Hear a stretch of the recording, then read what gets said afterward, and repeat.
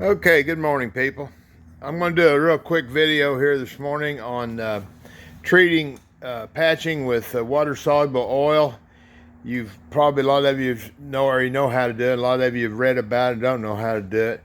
What we're talking about, water-soluble oil, is an oil. It's a machining oil that you can mix with water. It'll mix right into the water.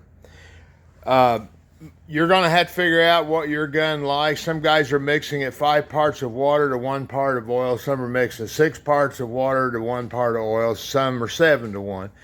I prefer the 5 to 1 myself for a couple of my guns because it's just got enough oil in when you're done. You can just barely feel the oil, but it's not wet. And that's the real thing you want to watch out for. You don't want it to be wet. So what I got here, this is water-soluble machining oil in this tub here. Some of you are using ballistol. Ballistol is great, works well, it's water-soluble. My problem with ballistol is the price of it, plus there's the smell of it. Just for some reason, I can't take the smell of it, so I just use regular water-soluble oil.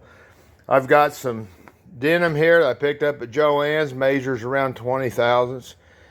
Couple of my guns like that, so that's what we use. It's 100% cotton, of course.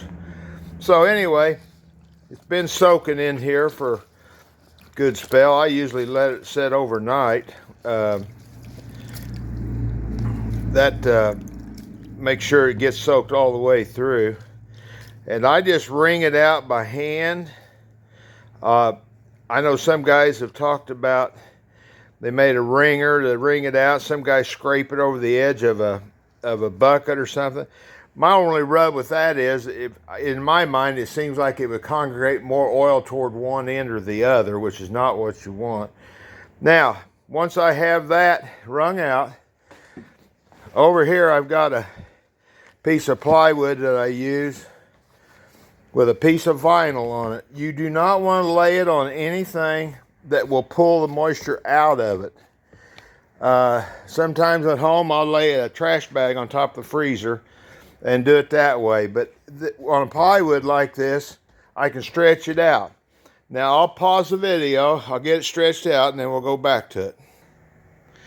Now you can see I've got it stretched out. I just put a staple in there, a few places, stretch it out.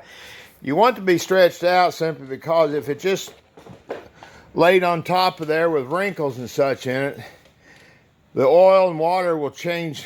It'll go from high spots to low spots as the water evaporates out. Get it as flat as you can.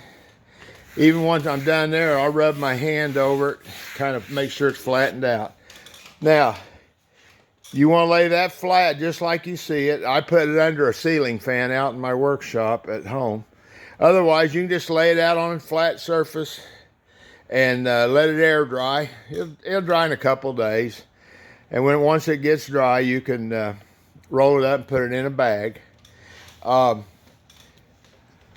this is going to be something that might interest some of the guys, simply because the Teflon, while it is out there and you can find it, it is getting rather expensive. That's not to say, you know, a yard of Teflon now is around 50 or 60 bucks. That yard will last you a really long time, but that's still quite an outlay for a shooting patch. So, and as time goes, it may be getting harder to come by. So I feel like if you do your prep work on your water-soluble oil and water mix and the right patching material, if Teflon went away tomorrow, I think we could go over to this and just keep on going. So I think it'll work quite well. I've got a couple 40 caliber rifles that I can't get Teflon in because it's just too small of a bore, and it won't wrap around the ball. And so I just use this material right here, and it works out quite well. All right, guys and girls, this is what we're doing today. We're making pre-lube patching, so try it, see if you like it. Thanks a lot.